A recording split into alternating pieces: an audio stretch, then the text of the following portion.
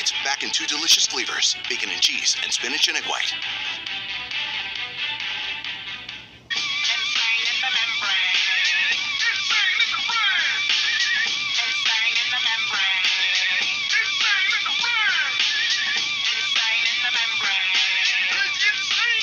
Holiday lights in Cypress Hill. Typical Wednesday here on Texas Television. Mash up. Welcome back, everyone. We're going 4 wide. Hope you're enjoying your Wednesday so far. Drive safe. Like, there's a ton of fog in Mississauga when I left today. Same in Pickering, same, yeah. Fog makes me more nervous than, like, I'd rather deal with 10 centimeters of snow. Some people may disagree with that.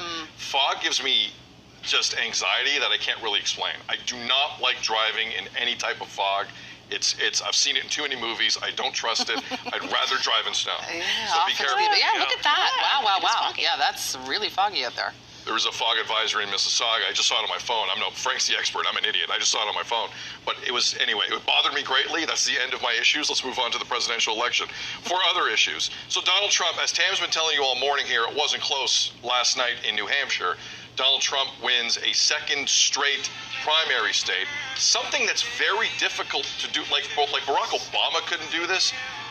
Hillary Clinton couldn't do this. It is very tough to run the table on Iowa and New Hampshire when you're in the presidential primary season down in the States. Trump won over 54% of the vote. Nikki Haley, the only other candidate left standing, says she's staying in the race and she's still in it. I got news for Nikki Haley. She isn't. That was the results last night. The next big Republican contest, Nevada have both a caucus and a primary. It's one of the most confusing things I've ever seen. That happens in early February.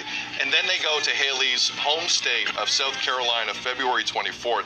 This thing's going to be completely wrapped up by then. I don't know how the donors stick around and support former Governor Haley at that point.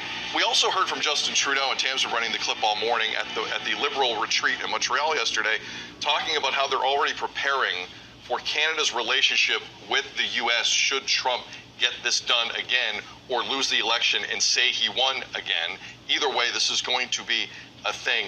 Big picture, I just want to go quickly around the horn here. Trump's not going anywhere. He may win. How does this affect us in this country, Devo?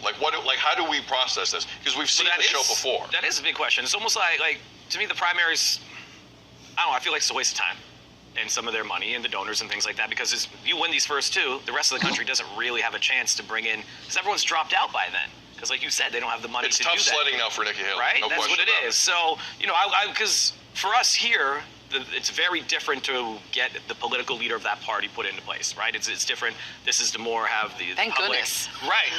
Right? Because I was reading up on it again. Our democratic process than theirs. Yeah, because I'm like, help me understand what the primary or what the caucus and all this stuff means, right? So I was kind of going through all of that. But it was just it's unnecessary right now with Trump, because that lead is so much. I feel like there might be people coming in to try and derail that with some of these votes, whether they like former Governor Haley or not. It's more, I don't want Trump in there for some of those votes, as they might not be for, I want her there. That makes sense. Yeah, anyone but Trump kind of situation, right? Yeah. I just think that Nikki Haley may be sticking around because we don't know what happens if Trump becomes the nominee and then faces a criminal conviction. Correct. It's possible. That is viewed as a massive traitor. Yeah, Yes. that Yes. is possible. I think for us here in Canada, kind of like what Trudeau said, we have dealt with him before, but the thing is, Trump is very unpredictable. We have dealt with Trump as he was then. Trump now may be a totally different president, not in a good way.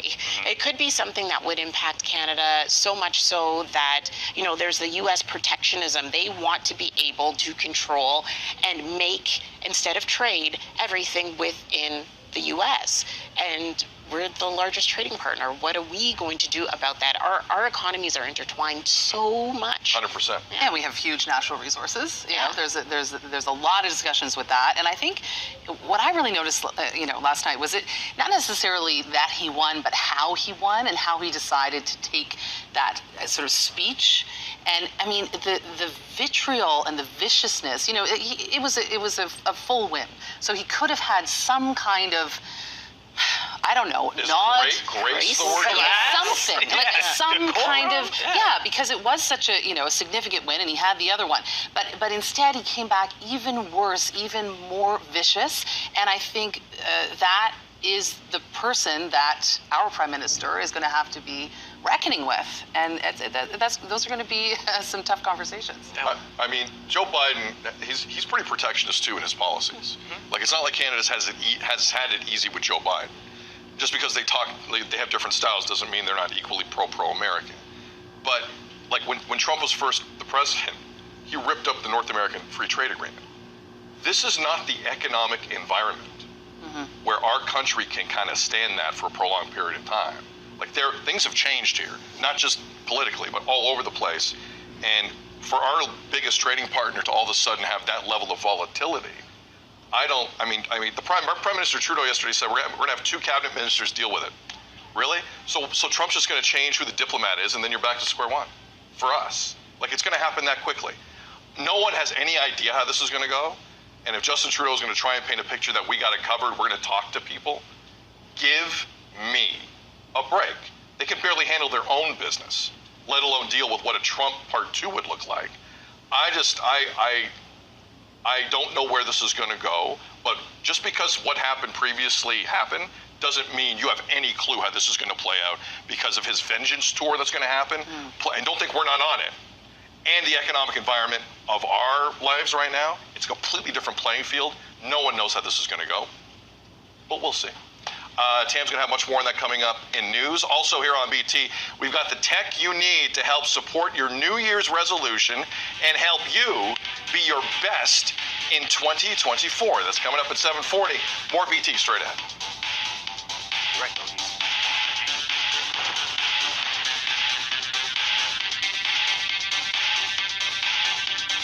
Breakfast television provided in part by Tim's Omelet Bites, back in 2 delicious flavors, bacon and cheese, and spinach and egg white.